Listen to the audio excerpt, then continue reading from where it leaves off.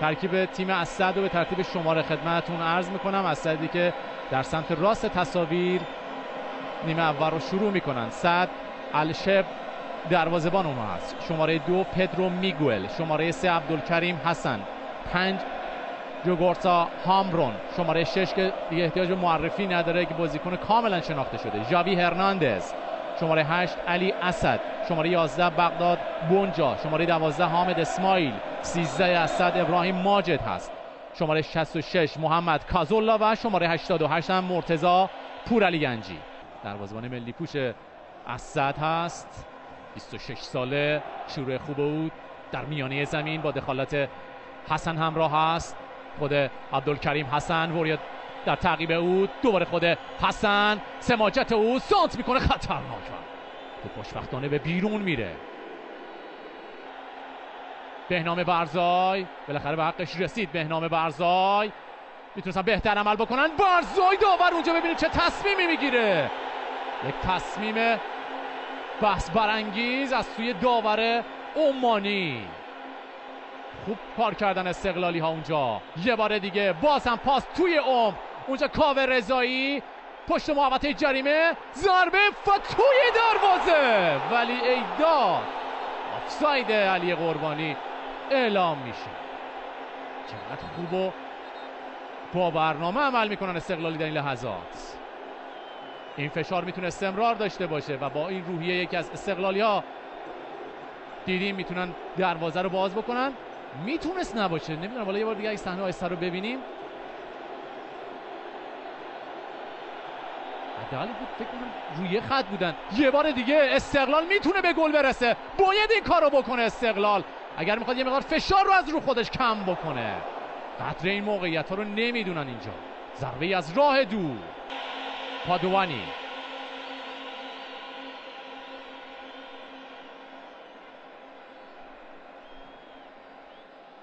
این لحظه صحنه قبل هست که بهنام برزای تعادلش به هم خورد. یه توپ رو با یه خوب اونجا وریا حرکت میکنه، فرصت برای وریا، یه ضربه تماشایی و توپی که با اختلاف کمی از کنار دروازه به بیرون میره. ژاوی دورخیز میکنه، میزنه، خوبم میزنه، تو با اختلاف کمی از کنار دروازه به بیرون میره. وریا غفوری، پرتاب بلند او در محوطه جریمه، قربانی زودتر از او بازیکن اسد، دوباره وریا، 1 در برابر 1. مجتبی عقدوست، وریا غفوری، یه سانتر کوتاه که با دخالت مدافعین پرتعداد اسد تو راهی کورنر میشه. زکی پور رو به جلو، یه سانتر خوب، از اون سانترهای کاملا حرفه‌ای از بازیکن کناری. شاید قربانی فکر این ارسال خوب رو نمی‌کرد. حالا کاوه رضایی اونجا یه لحظه توپ عبور داد، کار رو تکمیل تر میکنه. خسرو حیدری توپ برمیگرده، چرا این توپا گل نمیشه؟ حالا نورافکن جوان و شوتسن، خطا داور حتی میتونه کارت رو هم بده به بازیکن اسد.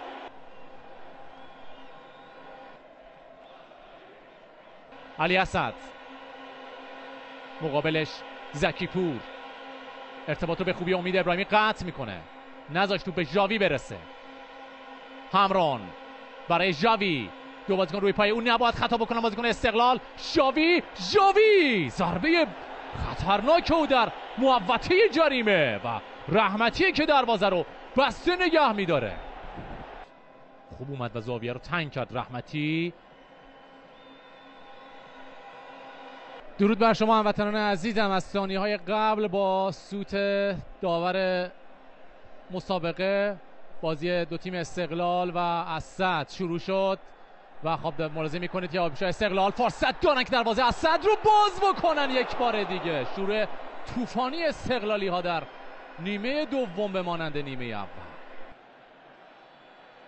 امیدوارم اگر این اتفاق قرار رخ بده برای نماینده فوتبال کشور محقق بشه. برزای میاد تو محوطه جریمه با پای چپ، برزای، حیف که تو پروپاش جفت و جور نشد. محمد کازولا تو به جلو، خطرناک، رحمتی تو با دستش رها میشه. به جلوی بی‌نقص عبدالکریم حسن، نصیب بود کار دست استقلالیا بده. ببینیم با هم مقابل رحمتی زمین خورد. جاوی پادوانی پشت محوطه جریمه، نباید اجازه ضربه رو بدن بازیکن استقلال. احساس میشه که علیرضا منصوریان یه تغییر رویه باید بده. یه مقدار استقلالی عقب نشستند. دوباره جاوی،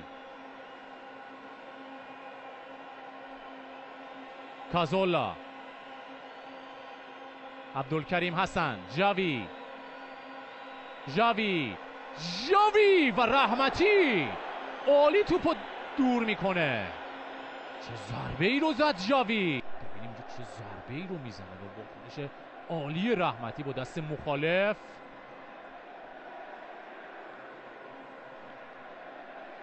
اینجوری دروازه ما رو بسته نگه میدن.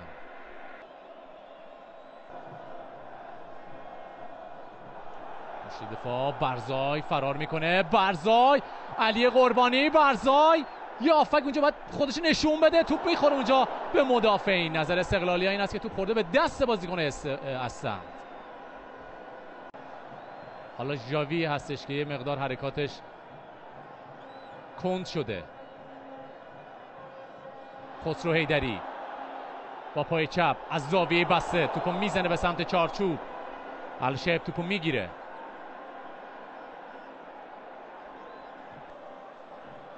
ابراهیمی، تماشاگرای پرشور با حضور عظیم خودشون میتونن در این لحظات نیروی تازه ای رو بدن به بازیکن‌ها. علی قربانی یک ضربه، یه لحظه توپ کمونه کرد و کورنر به سود استقلال.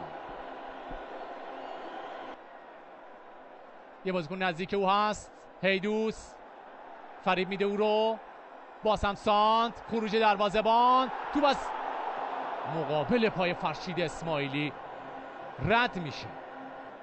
میلاد زکیپور، رابسون، عبدالکریم حسن، امید ابراهیمی، امید استقلالی ها سانت میکنه. توپ نصیب سعد میشه. یه سانت خوب، یه پرواز بلند قوقایی رو به وجود خواهد آورد در ورزشگاه آزادی. خود خسرو حیدری، ضربه سر، فرصت، توپ سرگردان، توپ بیرون میره روی شوت فرشید اسماعیلی که نظرش از توپ مدافعین خورده. جاوی خوش شانس هم اینجا با دخالت او توپ مهاجم الجزایری تیمشون میرسه، اما اونجا توپشون میگیرند. ابراهیمی، اشتباه، فرصت برای پدرو پا به توپ میشه، کاملا بازیکن حرفه‌ای هست، از زاویه بسته میزنه ضربه رو. رحمتی زاویه رو میبنده و نمیگذاره که دروازه باز بشه. ببینیم با هم فرار پدرو میگوئل رو. یه بار دیگه خسرو حیدری، پادوانی اونجا هست، خسرو حیدری باید سانت بکنه. خسرو حیدری با پای چپ میفرسته، ضربه سره بعد کریمی. عبدالکریم حسن، دقیقه 120 رو داریم پشت سر میگذاریم. ابراهیمی، یه بازیکن اونجا تعادلش به هم میخوره. فرشید اسماعیلی، توپ ربایی او میزنه ضربهشو با پای چپ دقیقاً به مدافعی که در مسیر ضربه قرار میده خودش رو. نورافکن هر کاری میخواد بکنه سری باید انجام بده. این سمت خسرو حیدری، روبروش عبدالکریم حسن، نیم تیغ شدن همه بیننده های این دیدار. وای که این توپ چرا گل نشد. نفس ها در سینه حبس. دورخیز هیدوس یه مکس میکنه، میزنه در شرایطی که رحمتی سمت راست خودش میره. دروازه استقلال باز شد در ضربات پنالتی. صد در چارچوب میزنه و گل میشه. گل برای استقلال. آفرین به کاوه، آفرین. اولین پنالتی روحیه میخواد. رحمتی با تجربه بالا. جاوی چقدر مسلط همونجا مثل ضربه پنالتی اول. امید هستیم که بتونه خیلی راحت دروازه سعد رو باز بکنه. یه مکس و مهار این توپ توسط سعد که خون دست امید ابراهیمی. ببینیم با همینجا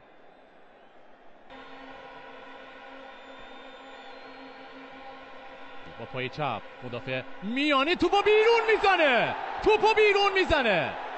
بیرون میزنه و حالا باز هم ما میتونیم امیدوار باشیم. دورخیز دروازه‌بان و توپی که گل میشه. چقدر خوب زد این ضربه رو. ما هم تحت تاثیر ضربه علی قربانی قرار گرفتیم. رحمتی که اینجا پنالتی رو میگیره. ممنون هستیم ازت رحمتی، ممنون از مهدی رحمتی. درود به مهدی رحمتی. وای که اگر ببریم تو این ضربات چه لذتی داره برای ما. درود به دروازه‌بان متعصب با اخلاق و مؤمنی که نام علی ابن موسی رضا رو به زبون آورد. رحمتی میتونه اونجا در این شرایطی که فرشید اسماعیلی توپو گل میکنه کار رو تمام بکنه به سود ما. توپو گل میکنه فرشید اسماعیلی جوان، در آغوش رحمتی قرار میگیره. رحمتی میتونه کار رو تمام بکنه ولی خوب میزنه ضربه رو. خسرو حیدری و توی دروازه صعود استقلال. درود به فوتبالیست‌های ارزنده تیم استقلال، نماینده شایسته فوتبال ایران. استقلال به مرحله بعد صعود میکنه. تیم چند ملیتی از صد قطر رو ما میبریم، در عین شایستگی هم میبریم. ممنون هستیم از بازیکن‌های استقلال، از حضور تماشاگرای عزیزمون.